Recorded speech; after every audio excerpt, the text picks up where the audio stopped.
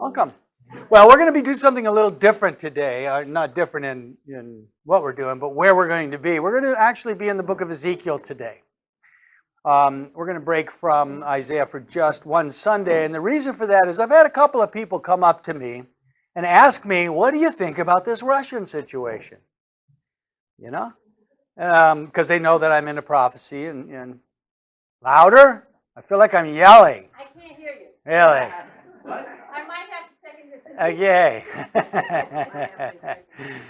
Yeah, because they know I'm into prophecy and they want to know what's going on with this Russia. Should we be concerned about it? Because I don't know if you know this, Zelensky was on an interview with Larry Holtz on CNN, and he said that the invasion of Ukraine by Russia is actually, in his opinion, the start of World War III. That's kind of scary. And, if you don't know this, Russia has put its nuclear forces on high alert. That might be just a scare tactic, but I don't think I want Russian forces on high nuclear alert. That's not a good thing. So, should we be worried? Paul said in the last days, perilous times will come. And it seems now, our administration, what are they doing to take care of this? Well, we know that they have actually tried to put the U.S. oil production business out of business. So we don't have any U.S. oil production anymore. It's amazing in just 2 years how we went from an oil producer and exporter to actually being reliant now on buying oil from, wait for it, Russia! Does that make any sense? And Venezuela and Iran and Saudi Arabia and all these wonderful countries that just love us to pieces. We are now having to buy oil from them, making them richer. Doesn't really make a lot of sense. And of course, our Congress, led by the brilliant Nancy Pelosi, is spending their time passing legislation outlawing discrimination against ethnic hairstyles. Wait, what? That's what they're doing up there? Yeah, that's what they're doing up there. Doesn't seem like they're taking any of this as seriously as they should be. You want to hear that one again? Okay, so what is Congress up there doing, spending their time? Well, Pelosi and Congress are busy passing bills against discrimination against ethnic hairstyles in the workplace. That's what they're spending their time doing. I would think they would want to address more hot-button issues, but apparently they feel that ethnic workplace hairstyles are more important. Karma is not here, but she made a really interesting statement. She said she had a friend that said, you know, when you look out on the world and you see things falling apart, God sees it completely differently. He sees things coming together.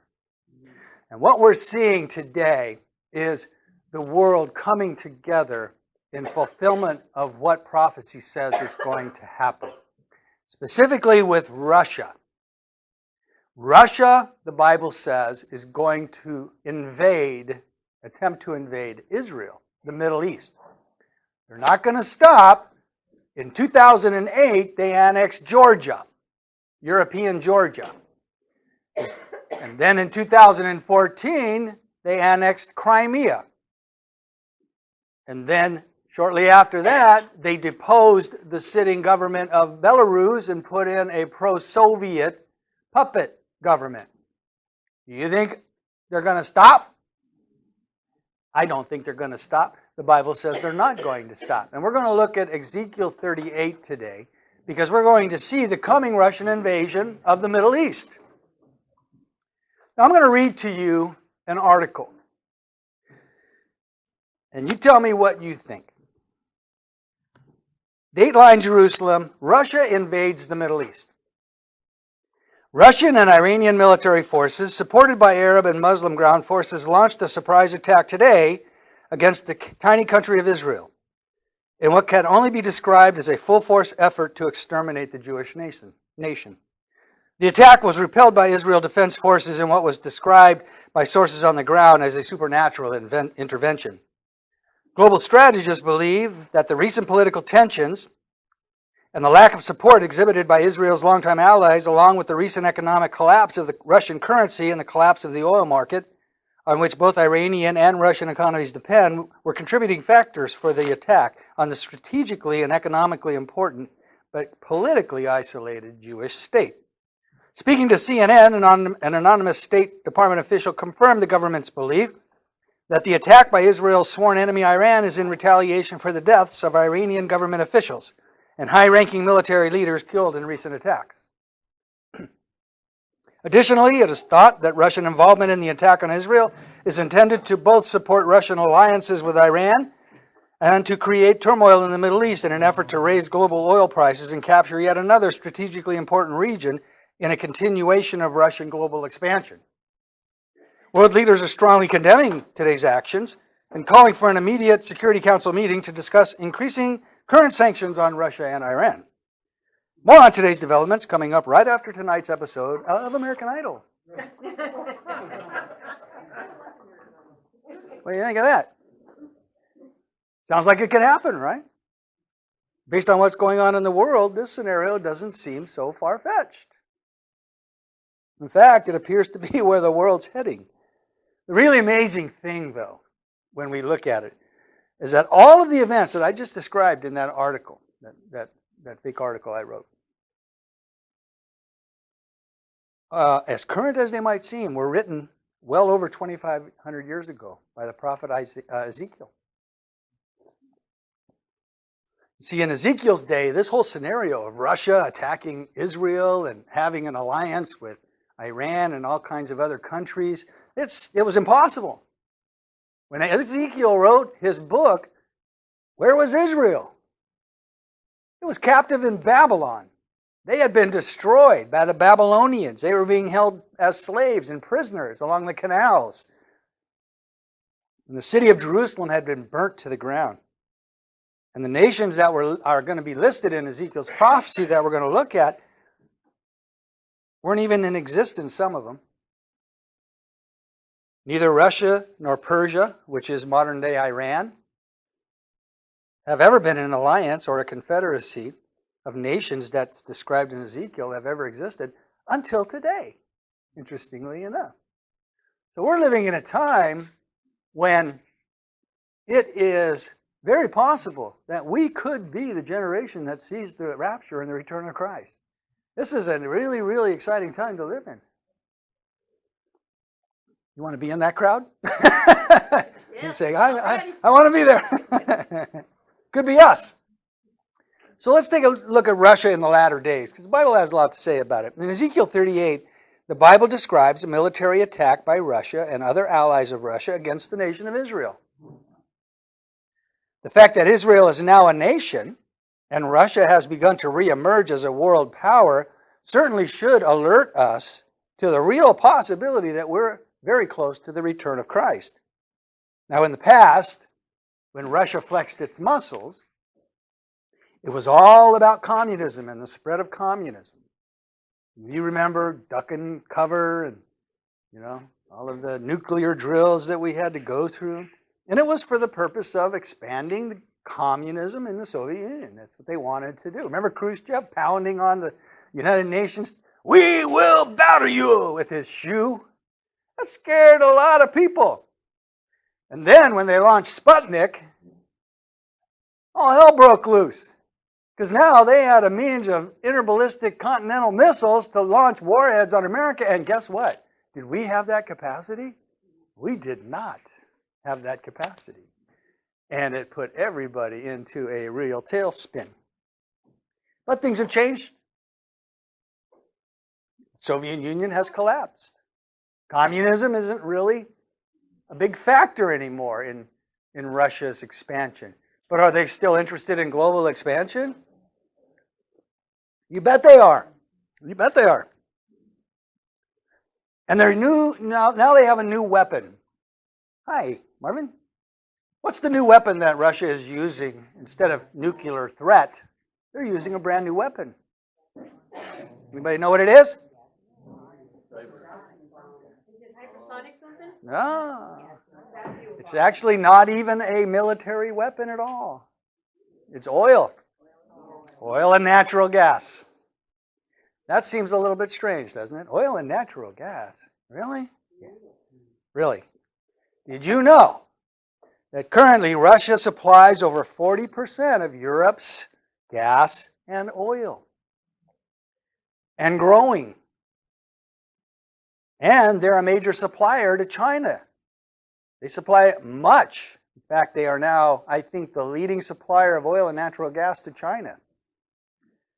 In fact, a new Russian oil and gas deal with China is estimated worth $117 billion, and that was just finalized last week, I think, when they were supposedly shutting Russia down, right? They don't seem to be shutting Russia down. Saudi Arabia was China's top crude supplier before Russia and is working with China to use the Chinese yuan instead of the dollar as petrocurrency. And according to the Wall Street Journal, this move would cripple not only the petrodollar's dominance. Petrodollar is the American US dollar. Oil is traded in American dollars. But this would cripple our dominance on global petroleum market. But it's also a move aimed squarely at the heart of the U.S. financial system. There are people out there that want to take us out, and they're working very hard to do it. That's according to the Wall Street Journal. And of course, we're not helping. The current administration approved the Nord Stream 2 gas and oil pipeline. Ever heard of the Nord Stream 2? Trump canceled it. Said, we're not letting Russia bring oil and gas into Europe. This is a pipeline directly from Russia to Germany to bring oil and gas in. The current administration approved it, making Europe even more dependent on Russia for its energy needs, which makes zero sense. Except when you look at the bigger picture. There's always a bigger picture, right? June 6, 2002, an article in the New York Times quoted an Iranian religious leader who urged Arab nations to use oil as a weapon against the West and those who support Israel. He said, if Islamic and Arab countries only for a month would suspend the export of oil to Israel and its supporters, the world would be shaken. Guess what? The world is being shaken. Someone's listening to Iran's advice. Putin has for a while now been building and building and building the dependency of the world on Iranian oil and on Russian oil. And why are we destroying the United States oil production capacity in the process? Someone tell me. Something doesn't seem right, I'm just saying. And I think that many times what happens is God uses the world's stupidity for his own purposes. And here we see the world reshaping itself in order to complete and fulfill God's prophetic word. Oil is the reason Russia isn't flinching. You know, they haven't pulled back one bit. All these sanctions and everything. Putin laughs at it. Last time this happened, he says, that's okay, I don't have any bank accounts in America, so I don't really care. He doesn't care, because that's not really where he needs to be hit. And we're not willing to hit him where he needs to be hit, because Europe and China need Russian oil. Because we're so stupid, we shut everything down. We did. We shut our, we're putting U.S. production out of business to save the planet. Well, in the process, we're cutting our own, necks. Destroying the planet. Yeah, we're destroying the planet. Yeah. So what we're seeing is what Ezekiel spoke about just unfolding right before our eyes. Let's take a look at this. Ezekiel 38. Who are the participants in this invasion, this coming invasion that Ezekiel describes? Well, first of all, he says in verses 2 and 3 and 5 through 6, Son of man, turn and face Gog, the land of Magog, the prince who rules over the nations of Meshach and Tubal, and prophesy against him. Persia, Ethiopia, and Libya will join you too with all their weapons. Gomer, not Gomer Pyle, different Gomer, and all its armies will join you, along with the enemies of Beth Togarmah and from the distant north and many others. So God is describing here a confederacy, a coalition of nations who are going to arise in the last days, and they will be led by Gog of the land of Magog. All right, so let's take a look at who these people are. Who are we talking about here? Well, first of all, the name identified for us in this passage is Gog, from the land of Magog. Now, Gog is really not a name. Gog is really a title. It's an individual that God singles out specifically for attention. It's like a title, like king, or czar, or president, or leader. So God is saying there's going to be a leader of Magog who is going to move in the last days. And he rules over a particular land. What's the name of the land that he rules over? It's called Magog. The land of Magog. So where is Magog? Anybody know where Magog is? Everybody heard of Magog other than the Bible? The country of Georgia, isn't it? It's a country what? Georgia? Not necessarily, but it could include Georgia. Certainly could. Let me show you something. Magog's not familiar to us, but it's very familiar in Ezekiel's day. West of the Great Wall of China, built to keep inhabitants of Russia from invading China, that was known as Magog. You know, the Great Wall of China is a pretty big wall. It's the only human structure that can be seen from outer space. Pretty big.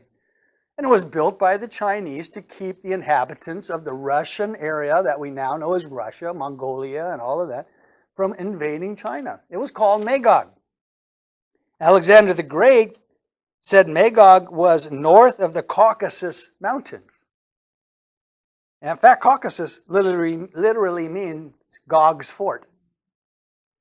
And in ancient times, Magog was recognized as the land inhabited from China to Europe, north of the Black Sea. The place today we know as modern Russia. And in Ezekiel 38, 5 and 6, we are told that this invasion is joined by others. Persia. What's Persia known as today? It's Iran. Persia, ancient Persia, is modern day Iran. And they're joined with other African Muslim countries. Ethiopia, Libya, and others joined them. And it said they are aided by Gomer and Beth Togarmah, which are the people of modern-day Turkey and that area around there. And it says that this army will come from the distant north. Now, if you take a look at a map and you find Israel, just go straight up distant north, and you're going to run into a really big country up there. It's called Russia. So God is making it pretty clear what we're talking about here. We're talking about Russia. In a book, The Silence is Broken by Douglas Berner, the writer makes this definitive statement. He says, the Russians are Gog and Magog, and the alliance who invades God's land of Israel is Islam. If you look at a map from the 16th century, and I got a picture of it up here. This is the 16th century Magog. This up here, north of Israel. It's Mongolia and Magog. So it's pretty clear where this invasion is coming from. And look at the preparation for the invasion. In verses 7 and 10, God says, be prepared. Now he's talking to Gog and Magog here. Be prepared and prepare yourself, you and all your companies that are assembled about you, and be a guard for them. It will come about on that day that the thoughts will come into your mind, and you will devise an evil plan. So Gog, this leader, this ruler of the land of Magog, which we now conclude is Russia and its allies in the north, hardline Islamic countries like Pakistan and Uzbekistan and these other countries like that, Turkey, people that hate Israel. Gog is going to come up with a plan. He's going to assemble all of these people together. He's going to begin to put together their plan. See, Gog is told to prepare himself and the armies of his own country as well as the armies of his allies. Gog is responsible for planning the invasion, arming and training of the forces, and coordination of the logistics. The invasion of Israel will be as a result of considerable planning and coordination of military armament and equipment. This is not just a, hey, let's go attack Israel. This is something that's going to be in the process for quite a while. It's a massive and powerful confederacy we're looking at here. Now, some might argue, that's not possible. To bring all these ethnically, politically, religiously diverse peoples together for such a campaign, it certainly would have been impossible in Ezekiel's time, that's for sure. After all, these nations have been in the past sworn enemies and diametrically opposed religious and political systems. How could such a conspiracy be possible? Such a conspiracy of nations capable of mounting a global coordinated invasion existed? Some people would say that's not possible. Well, not only is it possible, it's happening right now. Globalism. It's happening right now. I'm sure none of you have heard of the Shanghai Cooperation Organization. Ring a bell? Probably not. Unless you've been in one of my other classes. I did talk about it.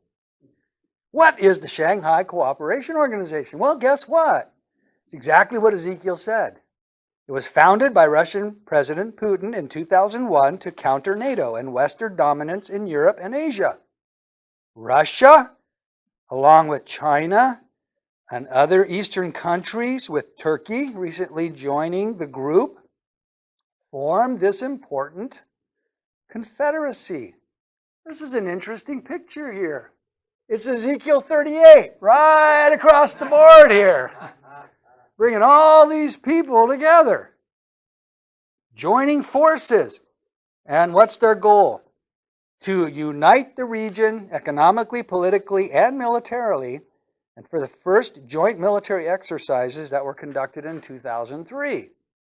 Sounds like some planning going on here. It's a combined population of these countries. They make up over 40% of the world's population. That's a big number. And with addition of Iran, it would control over half of all the world's natural gas reserves.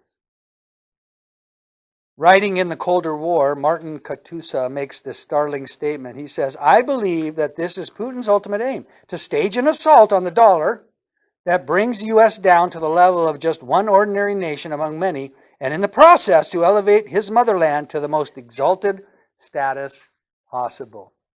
Seems like that's what's going on to me. He's not going to quit. But how could such a close relationship with Russia and Iran? Just take those two countries. You know, they've been enemies, sworn enemies. Russia invaded the country of Afghanistan, a close Islamic neighbor of Iran. Iran supported Afghanistan against the Russians. Russia supplied arms to Saddam Hussein in Iraq's war against Iran. Russia was a communist state, vowed atheist, while Iran was Muslim. And Iran supported Islamic terrorists fighting in Russia and Chechnya. Remember that? Remember Chechnyan terrorists blowing up schools and stuff? Those were Iranian. Supported Iranian terrorists. Now all of a sudden they're bosom buddies? They sure are, because it's all about global power. It's all about global power. In a recent January 20th, 2015 RT News article, it said, Russia and Iran signed defense deal. They reported that Moscow and Tehran have signed a military cooperation deal that implies wider cooperation and collaboration in personal training and counterterrorism activities. The new agreement is aimed at creating a long-term and multifaceted military relationship with Iran. Last autumn, a deal to build more reactors in Iran was signed. Guess who's going to be building those nuclear reactors? Russia. Russia. In fact, notice the date line on this. March 7th, 2022. March 7th, 2 weeks ago. Wait a minute. Wasn't Ukraine being invaded by Russia during that time? Yeah. I think so. New Iran agreement. New Iran agreement. Oh, that's right. Our administration is trying to agree to a nuclear deal with Iran, aren't they? They're upstarting that whole nuclear Iranian thing. That agreement would let Russia cash in on $10 billion contract to build nuclear sites. Biden administration will waive sanctions so Russia can build contested nuclear plant in Iran. can't make this stuff up. This is nuts. Russia and Iranian documents translated for the Washington Free Beacon show that Rosatom, Russia's leading energy company, has a $10 billion contract with Iran's Atomic Energy Organization to expand Tehran's Bushehr nuclear plant. You know, the one that's centrifuging all of the nuclear fuel for the bombs that they're going to make. Russia and the Biden administration confirmed on Tuesday that the new nuclear agreement, which includes carve-outs that will waive sanctions on both countries so that Russia can make good on this contract. Yeah, so much for stopping Russia, huh? For Christians, what Ezekiel prophesied would occur and would have been inconceivable just a few years ago is happening right before our eyes. Iran has stated its intention to erase Israel from the map with its quest to acquire nuclear weapons and now the means to deliver them with the help of Russian rockets. Iran is inching closer to its stated desire to annihilate Israel with Russian assistance, just as Ezekiel said would occur. Looks like preparation is well underway. Yeah, I think so. Let's take a look at the purpose of the invasion. Ezekiel 11 and 12. You will say, I will invade a land of unwalled villages. I will attack a peaceful and unsuspecting people, all of them living without walls and without gates and bars. I will plunder and loot and turn my hand against the resettled ruins and the people gathered from the nations, rich in livestock and goods, living at the center of the land. Remember that phrase, living at the center of the land. It's a key phrase. So why are they going to invade? Well, first of all, we're told it's for a definite purpose. I will plunder and I will loot, which has always been the purpose of military conquest in historical times, right? Seems odd to us the tiny nation of Israel be the object of the plunder, though. Are they really that wealthy that there would be plunder and loot to take from Israel? Most do not consider Israel a prize to be snatched. They don't have any oil, right? No oil there. It's all about oil. There's no oil. No natural resources that would make them a target of conquest. That's what most people think. But that's not true. Interestingly enough, it will be surprising to you that this tiny nation is a very wealthy nation. Did you know that Israel ranks ahead of Austria, Denmark, Italy, France, and Germany as one of the world's top 20 economies? I didn't know that. Yeah, that's pretty impressive. Israel ranks 16th in physical asset and financial aspects per household. They rank 10th in the world in percentage of millionaire households per capita. The percentage of households with assets in excess of $1 million is higher than Japan, Canada, Netherlands, or Belgium. Pretty wealthy little place. They've done pretty good for themselves since 1948. Yeah, we've helped a little bit, I think. But here's really the interesting thing. Most people don't even know this. In 2012, National Geographic reported a natural gas discovery that will make Israel one of the top energy producers in the Middle East. You heard about this? The New York Post reports those natural gas and oil fields dubbed Tamar and Leviathan promise Israel an unprecedented degree of energy independence and a lucrative export market to its Arab neighbors, including Egypt and Jordan. They threaten to challenge Russian energy giant Gazprom's dominance of the European gas market. Whoa, okay, now the picture's starting to come into focus a little bit, right? And there they are, right off the coast of Israel. These are all little natural gas deposits that they have found in Russia. Really nervous. One of the most likely to be damaged by recent discovery is none other than Russia. Russia has often sought power through becoming the energy producer for Europe. And now that Israel will be a major player in this arena, doesn't sit well with Putin's global agenda. It just doesn't. But not only that, Israel is rich militarily. It has vast supplies of advanced weaponry at its disposal, making it one of the most well-equipped nations in the region with dozens and dozens, hundreds maybe, of nuclear bombs. Nuclear bombs. Nuclear. Leading the supply of military hardware is the War Reserve Stock Allies Israel program run by the United States European Command and includes missiles, armored vehicles, artillery, ammunition. It has an undisclosed cache of nuclear weapons with billions of dollars of advanced military hardware and supplies stockpiled at various locations of Israel. That's from the Business Insider. And it seems like we're more than willing just to leave all our military hardware around for our enemies to grab, right? We just left like $20 billion worth of stuff in Afghanistan. Dang, man, really? Okay. I remember when I said Israel was in the center of the land? Interesting phrase. I have a map up here of Israel in relation to the Muslim countries. I would say they're in the center, don't you think? That's all Muslim stuff. Well, and there's little dinky Israel right there, messing up the whole plan. And of course, they look at it as an ending to an unjustified occupation of Islamic land. That's Islamic land. That's not Israel's land, that's Islamic land. Writing in the Middle East Forum, Brent Stevens said, from a strategic standpoint, Israel is vital to Western interests because it impedes what the scholar Fuad Ajami calls the dream palace of the Arabs. In essence, it stops both pan-Arabism and pan-Islamism espoused by individuals like Nasser and Arafat, Saddam Hussein, bin Laden. Israel is a literal and figurative bulwark against a cross-continent Arab Muslim empire. That makes them a prime target. Why Iran is always saying, death to Israel. Well, they throw in death to America too, just for safety, just for extras. And there's something else. Russia's global expansion requires warm water ports. You know, Russia's a pretty cold place. They send people to Siberia. Nice and cold there. You know, that's one of the reasons why Russia annexed Crimea. In 2014, Russia went in and took over Crimea. Remember that? They wanted warm water ports. They wanted those ports down there. Get in and out of the Black Sea. In fact, the Jerusalem Post said this.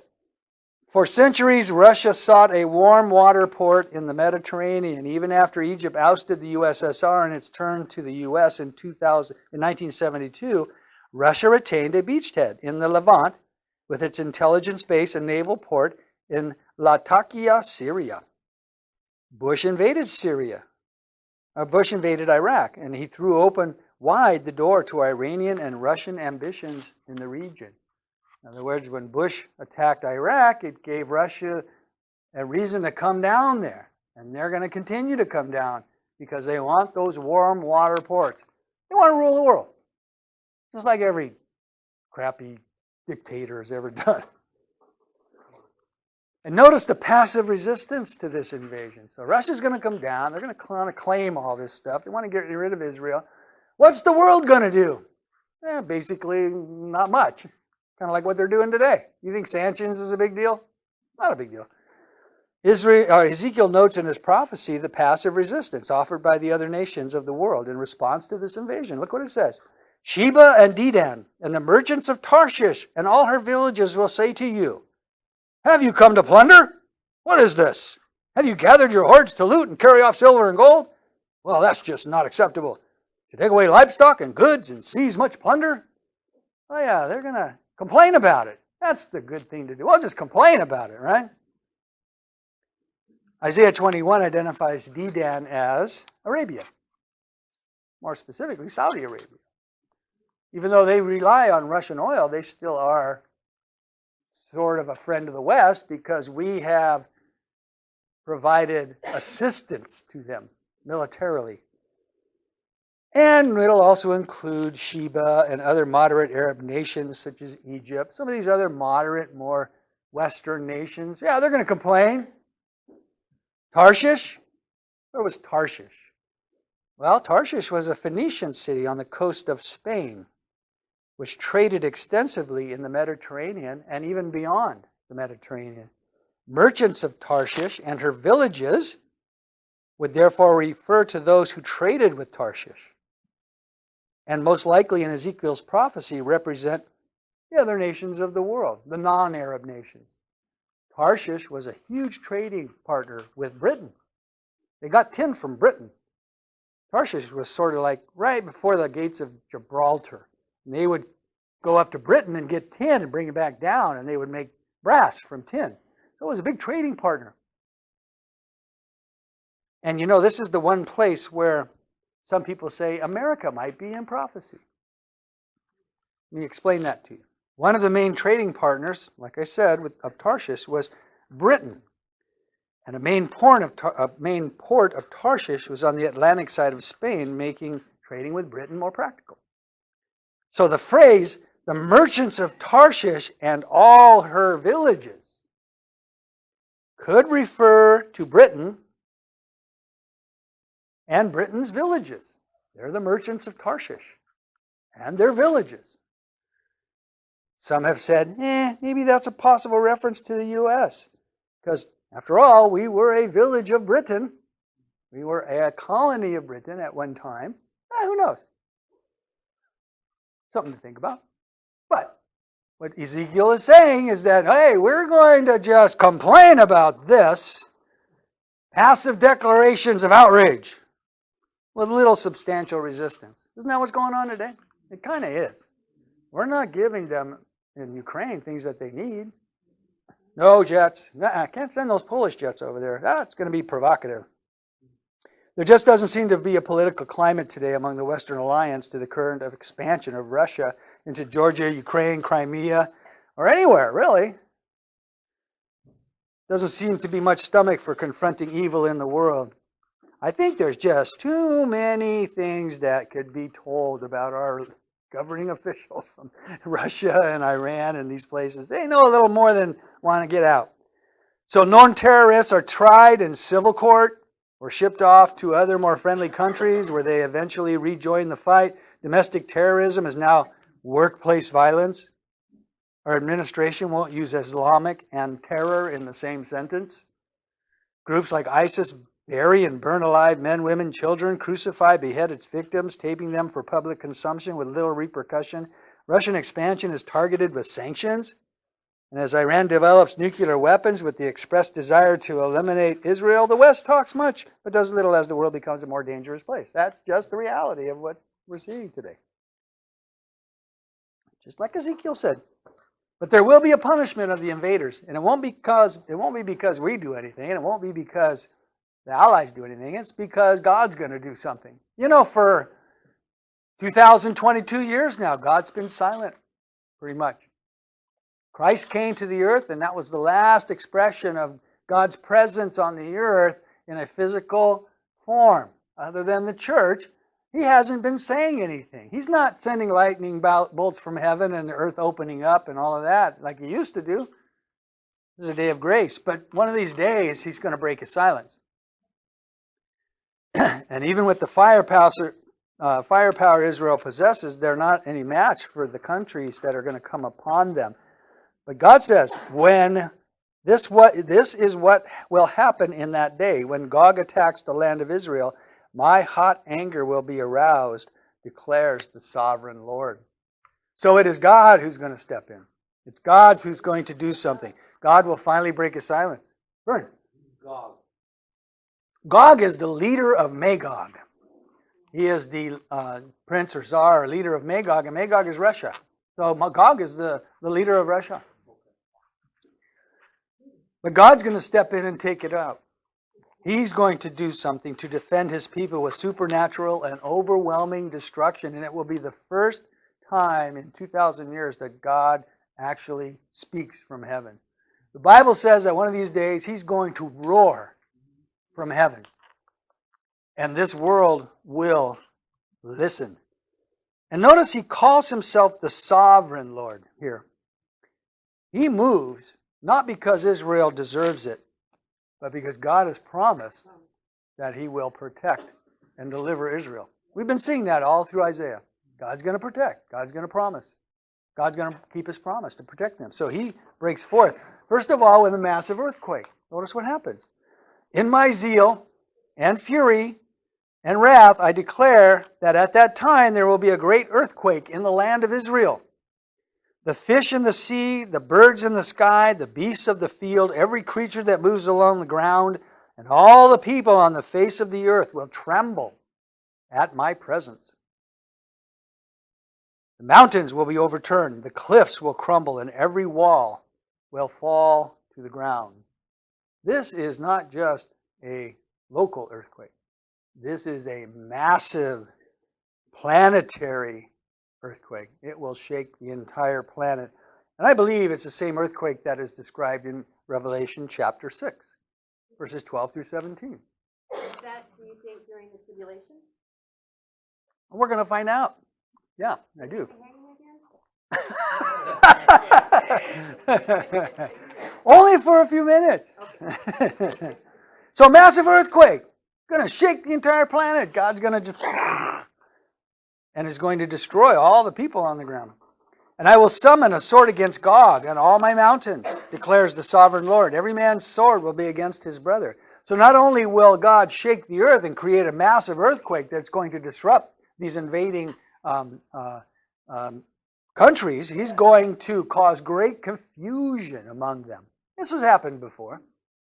You know, one of the reasons that Gideon had success when he undid his lanterns and shined the light, it caused everybody down there to be confused. And they started attacking each other.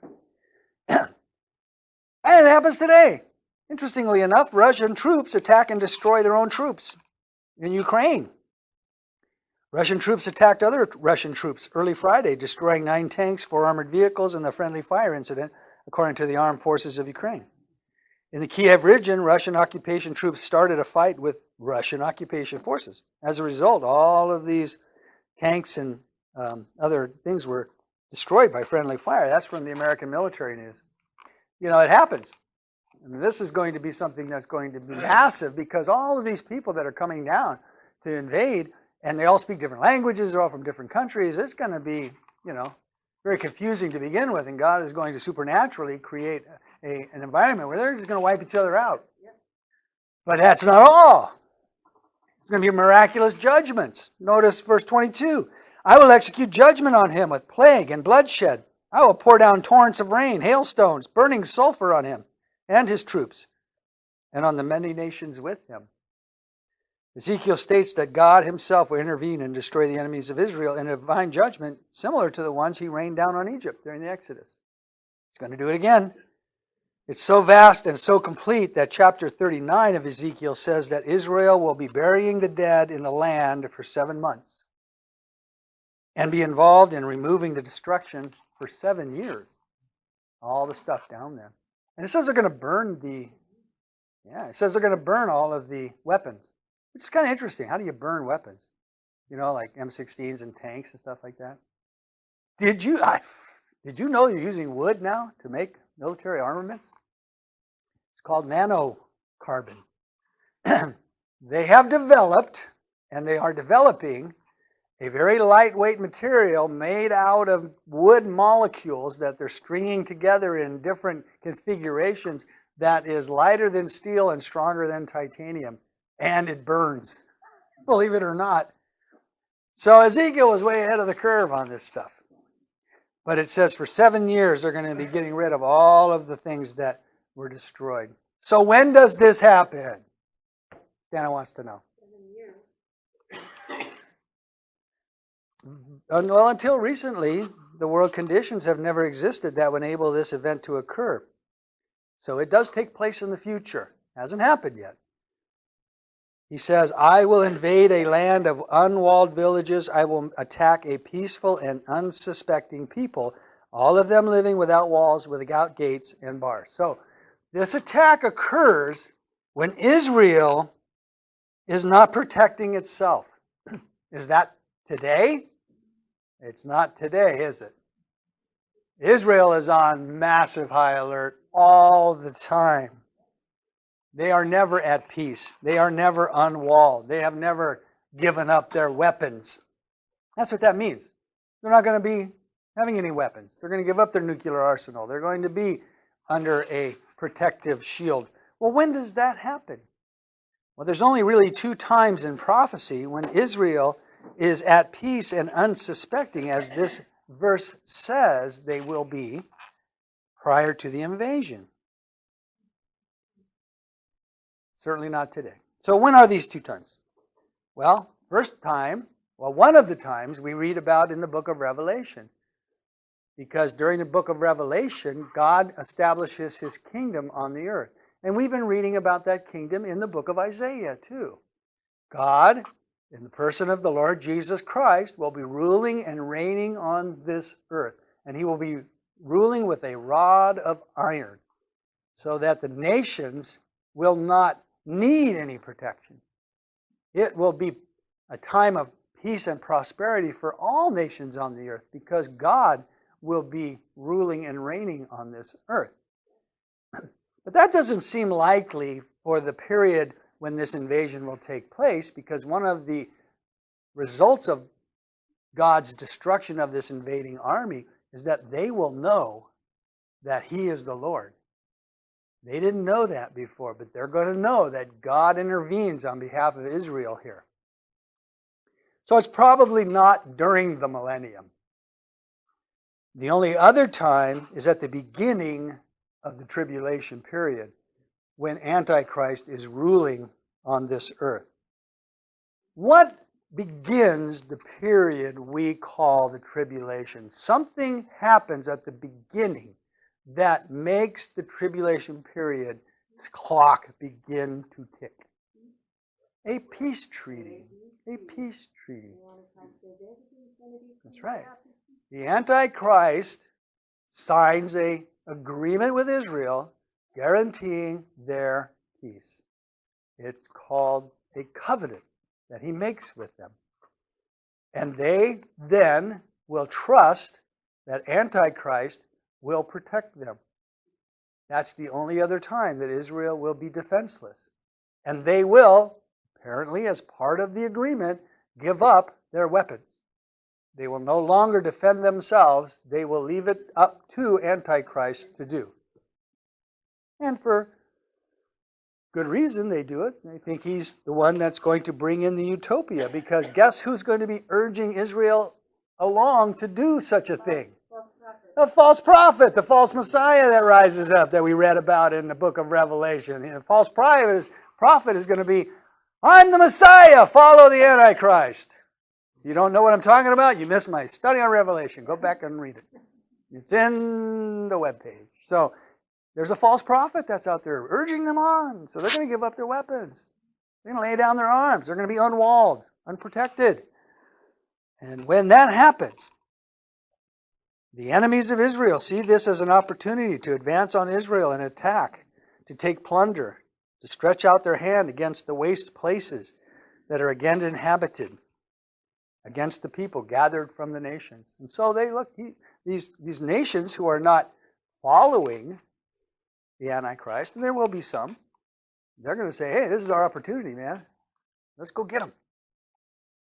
And God wipes them out. You know, Pastor Ray Stedman tells a story. He was speaking as a guest speaker at a church, and in the bulletin, the hymn to be sung that night was mistyped. It said, "Our God resigns," instead of "Our God reigns." And the world might wish that God would resign, but the truth is that our God is still on the throne and will someday roar from heaven. And here's what verse 23 says, "Thus I will magnify myself and sanctify myself, and I will be known in the eyes of many nations. They shall know that I am the Lord." And in Revelation chapter 6, it says that when this massive earthquake happens, that the people of the earth will run and hide from the wrath of God and from the Lamb. They'll know this is a God-given intervention. And I think that the Antichrist is going to use this to say, see, God is against our enemies, because I'm giving Israel this peace, and all of these nations come down and attack him, and guess who wiped them all out? God did. God's on our side, yeah! Could be the big delusion that the Bible talks about. Don't know. But he's going to claim credit for it. But God says the world will know that the Lord did this. So we live in really exciting times. We really do. And what's happening in Russia is just the stage being set. God said it would happen. So rather than be fearful, we need to be encouraged that the time for Christ's return is like really near. right around the corner. We are seeing the stage being set for the greatest final act in history. And we get to be a part of it probably. Soon we will hear the trumpet sound, and the dead in Christ are going to rise first. And we who are alive will be caught up together to be with them in the air. And so we shall ever be. Pretty exciting times.